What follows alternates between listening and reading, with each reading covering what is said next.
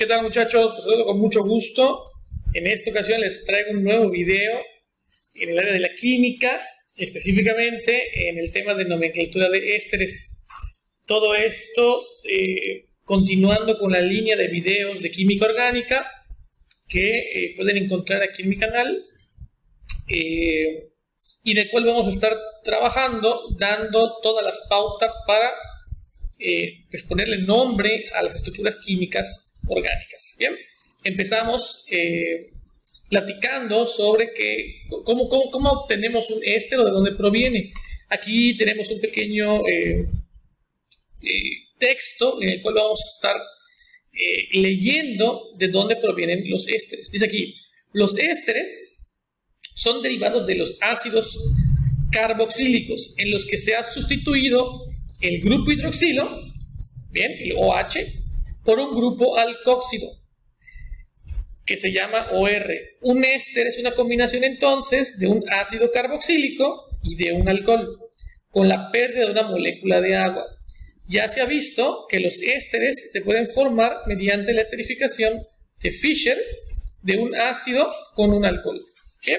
Entonces, una reacción química importante de la química es cuando juntamos un ácido orgánico, es decir, un ácido carboxílico. Aquí está la fórmula del ácido carboxílico, que si tú no sabes qué es un ácido carboxílico, te recomiendo uno de mis videos en donde explico específicamente cómo identificar y cómo nombrar ácidos carboxílicos. Además, te voy a dejar la descripción en la cajita de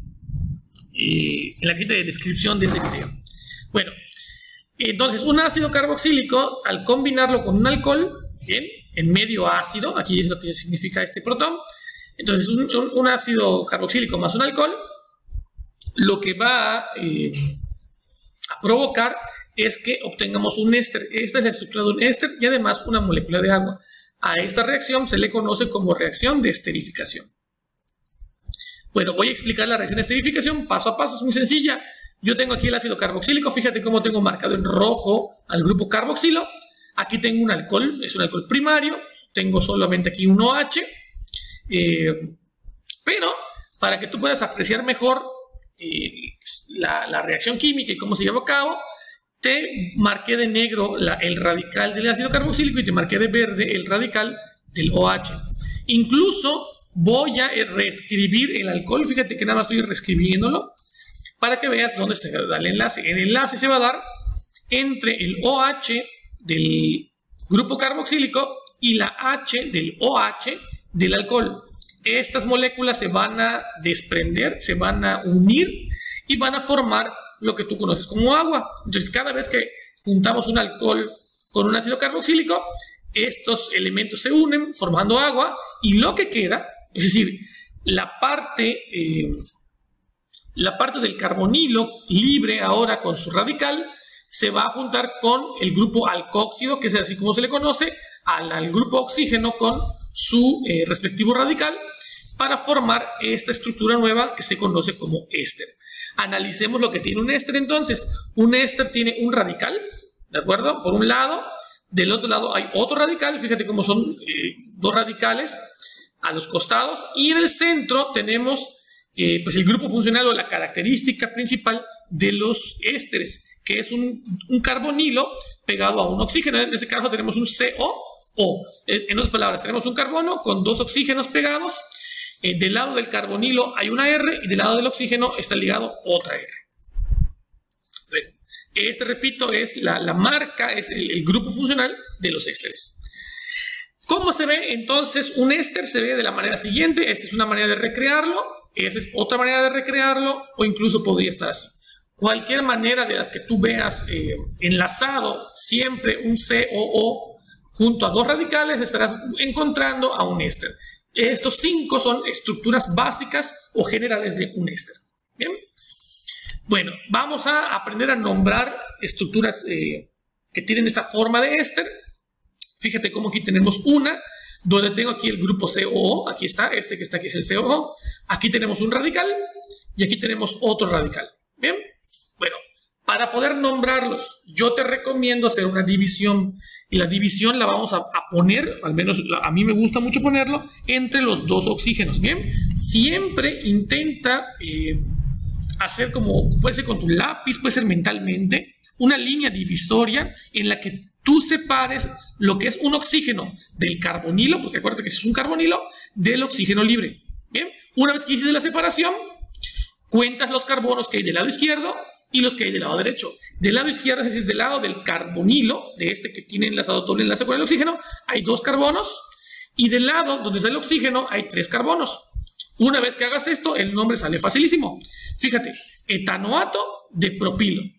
¿Por qué etanoato? Bueno, del lado donde está el carbonilo, su terminación siempre va a ser ato. Etanoato, propanoato, butanoato, metanoato, octanoato, es decir, el número de carbonos que va a tener, pues en este caso, la parte donde está el carbonilo, va a terminar siempre con ato. Y obviamente indicando con un prefijo el número de carbonos. ¿Qué pasa con la parte del oxígeno? En este caso va a llamarse de, o sea, va a llevar una preposición, en este caso de, y propilo. ¿Por qué propilo? Porque son 3 carbonos ligados al oxígeno. Propilo, butilo, metilo, pentilo, etc. Bien, así de sencillo es como se forma el nombre. El truco está entonces en hacer la división entre los dos oxígenos.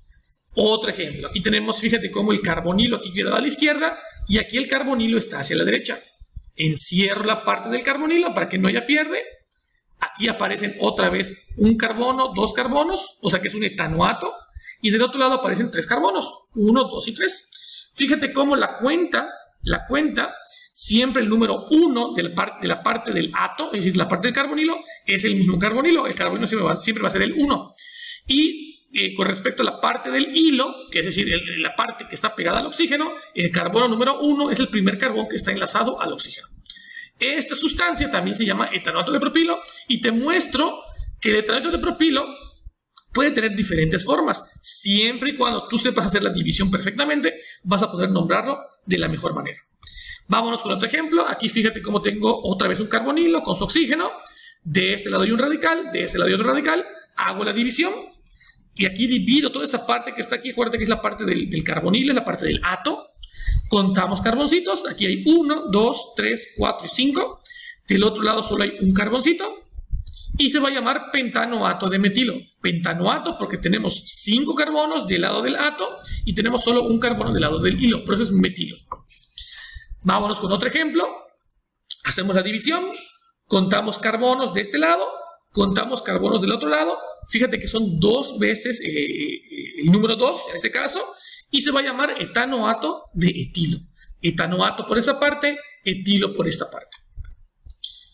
Vámonos con el siguiente. Aquí tenemos otro ejemplo. Aquí fíjate cómo esta parte se parece mucho a la imagen que está aquí. Nada más que hay una diferencia. Aquí la punta es un carbón y aquí la punta es un hidrógeno. ¿Qué significa? Que solo hay un carbono. Esta punta ya no es carbono, es hidrógeno. Esto sería un metanoato porque el prefijo met está aplicado para 1. Y este es de un carbono, entonces metanoato de metilo. Bien, metilo porque solo hay un carbono.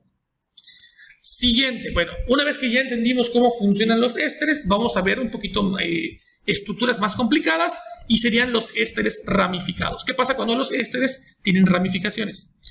En este caso, fíjate cómo otra vez hago la división entre los dos oxígenos. Toda esta rama que está aquí, fíjate que no es lineal, sino que tiene ramitas. Cuento la cadena principal, eso es lo que hay que hacer, encontrar la cadena más larga que contenga al carbonilo. Bueno, la cadena más larga sería esta, empezando siempre con el carbonilo 1, 2, 3, 4 y por último este que está acá 5. Tú pudiste haber doblado aquí y pensar que será 4 y dejar aquí un etil, pero la cadena más larga siempre es la que tienes que buscar. En este caso me están sobrando 2 radicales. De este lado tengo un metil, acá tengo otro metil. Fíjate cómo del otro lado aquí tengo un carbono de la parte del hilo. Y ahora sí identifico los radicales. Uno aquí, otro acá, que es lo que yo te mencionaba, son los 2 metiles. Por lo tanto, este se va a llamar 2,3 dimetilpentanoato. Analicemos. ¿Por qué 2,3? Porque en el carbono 2 y en el carbono 3 de la rama del pentanoato, acuérdate que eso es un pentanoato, hay radicales. ¿Por qué dimetil? Porque son dos metiles. Si fuera trimetil, sería trimetil. Y pentanoato. Entonces, toda esta primera parte hace referencia a la parte del ato.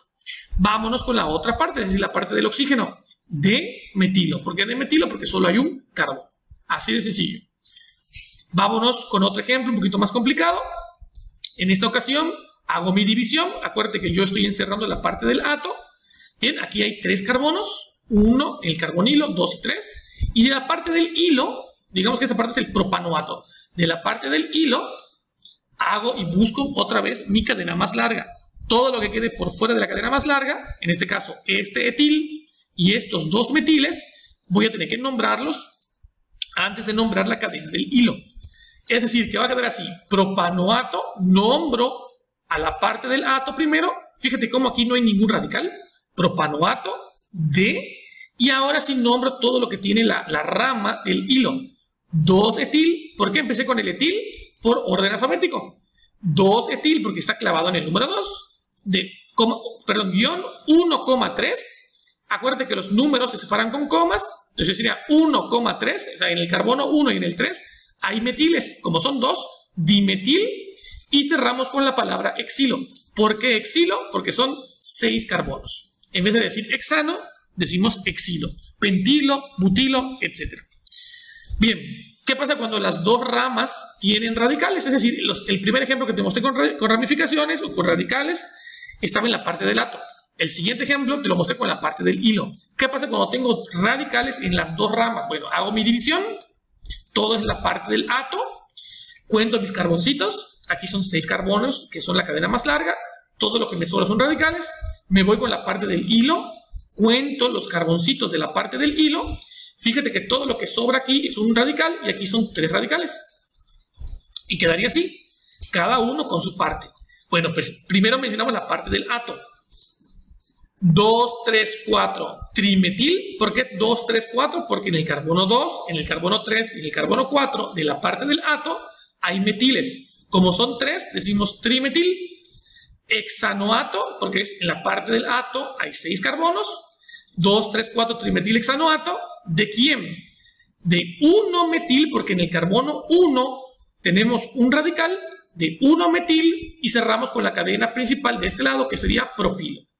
Bien, entonces, si tienes radicales, nombra primero los radicales, siempre del lado que corresponda, y por último cierres con la cadena principal. Hacemos uno más.